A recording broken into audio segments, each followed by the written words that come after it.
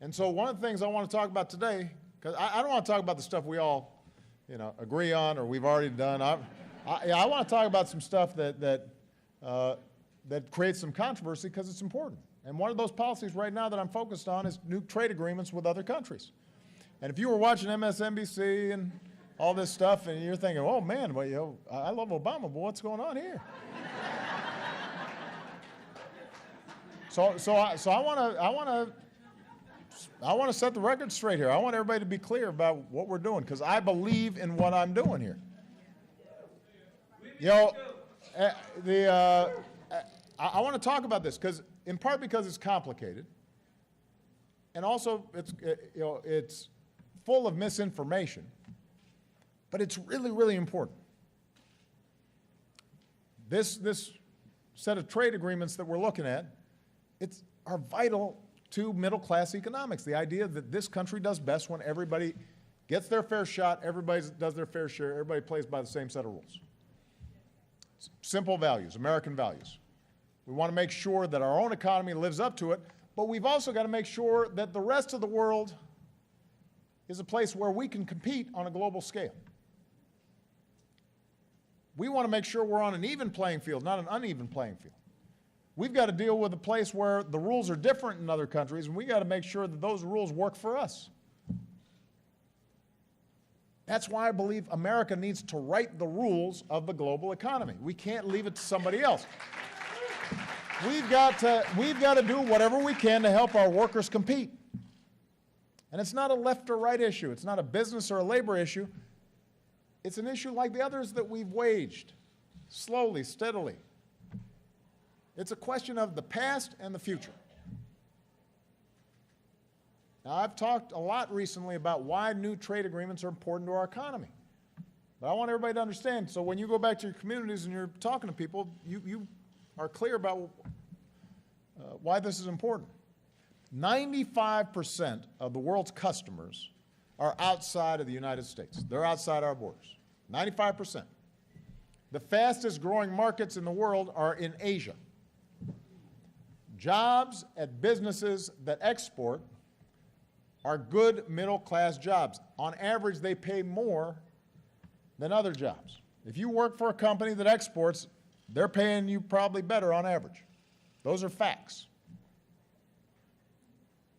So it's important to our economy, but it's also important to our values. Our values have to be reflected in these new trade agreements in the way that they haven't always been in past trade agreements. The trade's always been tough, and it's always been tough, especially in the Democratic Party.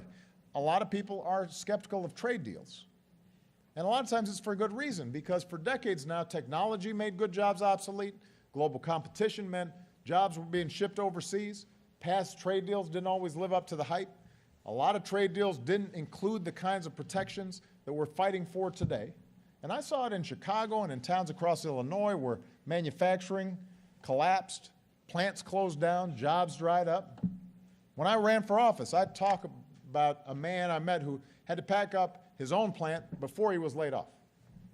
And that made a mockery of the value of community and the dignity of work. So for a lot of Americans, they attribute those changes to what happened in the aftermath of trade agreements. And I understand that. But we've got to make sure we learn the right lessons from that. We can't learn the lesson that somehow the global economy is going to stop and we're going to be able to put a bunch of barriers in front of it, because change is happening. You go to any store right now, you go to any company right now, and it's global. So we got to be able to compete. We're not going to stop a global economy at our shores. That's the wrong lesson to draw. We can't go back to the past. We shouldn't want to. We want to make sure we win the future. That's what America's about, winning the future. So if America does not write rules for trade that are good for us, if we're not writing the rules of trade for the global economy, while our economy is still in a position of global strength, because we're right now the fastest, we're the the strongest economy compared to a lot of our competitors. Now's the time for us to write rules that make sure that we aren't locked out of markets, that we're able to sell our goods in places like Asia. We've got to make sure that we write rules so that our workers and our businesses can compete fairly. If we don't, then somebody else is going to write the rules. China's going to write the rules. And when they do it, they'll do it in a way that gives Chinese workers advantages and Chinese businesses the upper hand and locks American goods out. And I refuse to accept that for this country. We've got the best workers in the world. We have the best businesses in the world. When the playing field is leveled, nobody beats the United States of America products and services coming out of the United States of America. So we can't be afraid to compete. So when I took office, while we were doing all this other stuff, while we were getting health care passed, and we were trying to raise the minimum wage, and we were changing student loans, I also started thinking about how do we revamp trade in a way that works for working families, working Americans. And that's what we've done, negotiating a new trade partnership in the Asia-Pacific region. It's the highest standard trade agreement in our history. It is the most progressive trade agreement in our history. It's got strong provisions for workers, strong provisions for the environment, and unlike some past trade agreements, all these provisions are actually enforceable. If you're a country that wants to be in this agreement, you've got to meet these high standards. Once you're a part of this partnership, if you violate your responsibilities, there are consequences, there are penalties.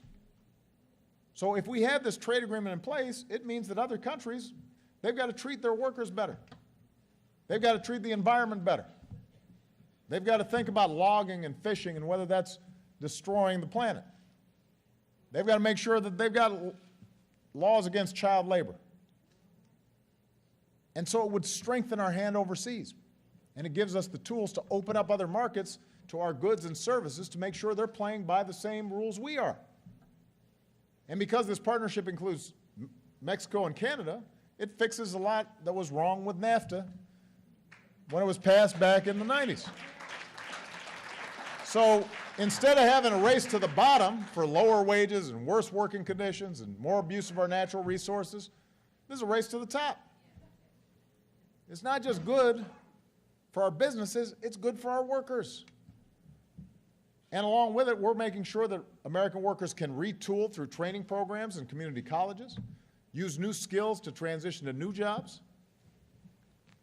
So the bottom line is this. These new trade partnerships would level the playing field. And when the playing field is level, American workers always win. And I just have to say, you know, as I've been listening to some of this debate, you know, I've got some good friends who are opposed to this trade agreement, but when I ask them specifically what is it that you oppose, they start talking about NAFTA. And I'm thinking, well, I had just come out of law school when NAFTA was passed. That's not the trade agreement I'm passing. So you need to tell me what's wrong with this trade agreement, not one that was passed 25 years ago. And the fact is that if you end up just being opposed to this trade deal, then that means you're satisfied with the status quo. But that doesn't make any sense because the status quo isn't working for our workers. You go out on the street right now and you look at all the cars that are passing by. You'll see Hondas, you'll see Toyotas, you'll see Nissans. Those are all fine cars, nothing wrong with that. But when you travel to Tokyo, you don't see Fords, you don't see Chevys, you don't see Chryslers. So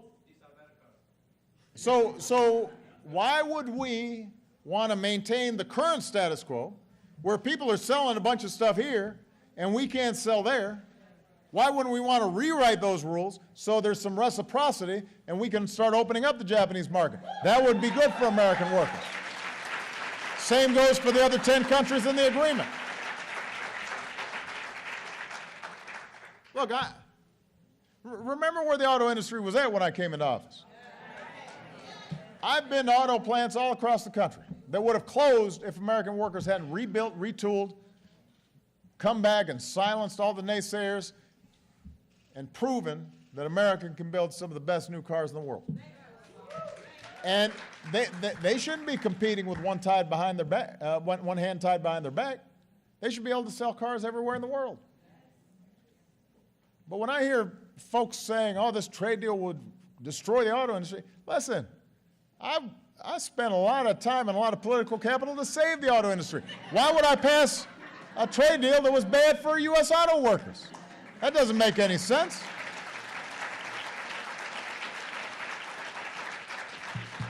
Under my watch, under my policies, American manufacturing is creating new jobs for the first time since the 1990s. We're opening up new plants at the fastest pace in nearly 20 years. And we shouldn't have all that good work just restricted to selling in the United States. We shouldn't have made in the USA just apply to U.S. customers. We want made in the USA sold everywhere, all around the world. That's good for American businesses and American workers.